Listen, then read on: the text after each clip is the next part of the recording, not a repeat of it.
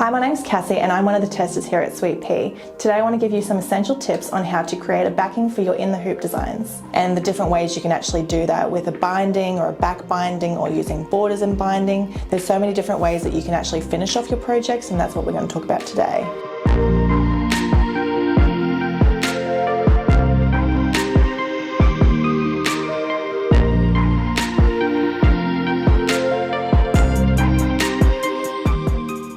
There are a few different reasons as to why we actually do backing on designs and the order in which we do them. So I've brought some samples in, and this one here is done in the hoop. Both of these are done in the hoop.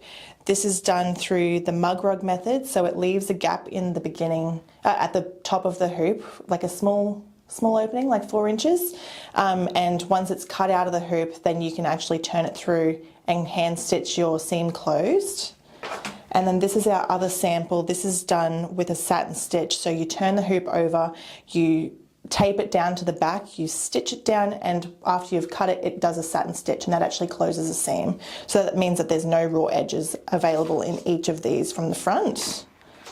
And then our third sample is actually little purses. So these are also completed in the hoop. We put a backing on, and this is done with a 2-turn. So that shows that you can actually have no open seams once you've turned out your zipper purse. And that's a great example of actually completing your product completely. That's those two. Here at Sweet Pea, there are 2 methods in which we actually finish off our products. There is the one where we finish off our projects once they've left the hoop. We want to put a backing on like that. Or there are our smaller projects which are completed within the hoop. I just wanted to go through some essentials that we use here at Sweet Pea when we are cutting our backing for our projects. So the first one is an ironing mat or an ironing board. That's really important. You want to have a flat surface to actually use. A self-healing cutting mat. We have a sharp rotary cutter and blade, and then your quintessential ruler or a long ruler in which you can actually measure your products completely. And it's also really important to have a steady flat surface when you're cutting your fabrics. So when you're actually cutting your backing fabric, have a large piece of fabric that you're wanting ready, first thing I usually do is I measure my sample. So this is just a small sample that we've got that is not complete yet. So what you do is you measure through the center, because that is the most central number that you need, and then on both sides. Now it depends on what type of backing you're actually doing. So if you were to do a backing binding, you would need to leave an extra 1.5 inches, and then you'd be cutting that back a little bit more once you've actually stitched in the ditch. But if you're doing just a backing, then you can cut it 2 size. So you'd use your cutting surface to lay it out.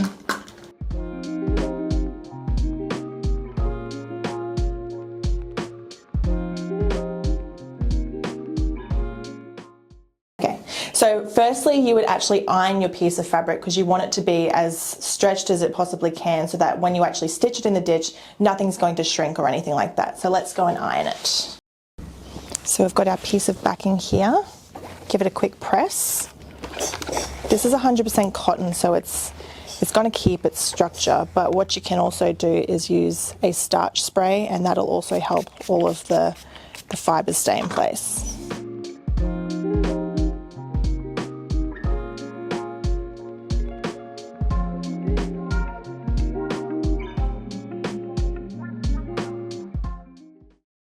Right, let's go. So now that we've ironed our piece of backing, there are 2 methods that you can use to actually connect your backing fabric with your product. You can either use a 505 spray, just a temporary spray, before you do your stitch in the ditch, or you can use some safety pins to kind of place in between each of them to keep them together so that everything's still staying in the same place once you do your stitching in the ditch. Today's just about showing you some tips and tricks about how to do backing on our projects, but we do actually have some full tutorials on projects, and we'll show you some links below. We're going to go into the workroom now, and I'll show you on a larger surface how we cut our backing. Before we go out into the workroom, I just wanted to share some tips on how to avoid fraying of your fabric while you're cutting. So the first one is really important. You want to have a sharp rotary cutter. So we're just going to change that one now.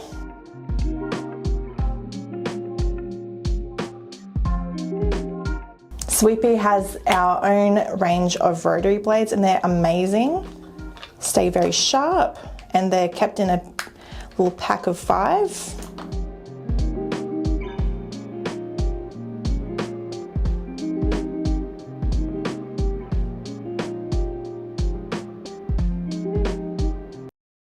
Before you actually put your backing onto your product, you want to work out where the stretch is and where the strength is. So the stretch goes landscape along your project and the strength goes portrait. Now we're going to put them wrong sides together, leaving plenty of room along the outside. Another essential tip is to have a steady, flat surface. The next step is actually working out what type of backing you want. You can do a back binding. As I mentioned before, you need to leave 1.5 inches on each side of your backings and your product to actually give you enough fabric.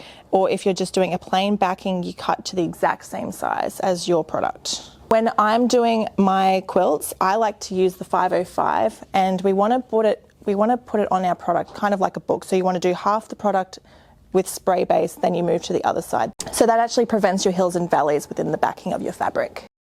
So if you decide you don't want to use your 505 adhesive spray, you can actually pin each of your blocks. So I usually just choose the middle of the block and that keeps it all steady. And you can repeat that all the way through the quilt if you'd like. And that actually helps you when you're cutting your actual product. So then you can cut along the edge. A tip when you're cutting your backing is to make sure you have a steady hand on your ruler so that nothing's moving. I'm just going to finish cutting around our backing. Making sure to keep all your edges straight and not cut any of your quilts.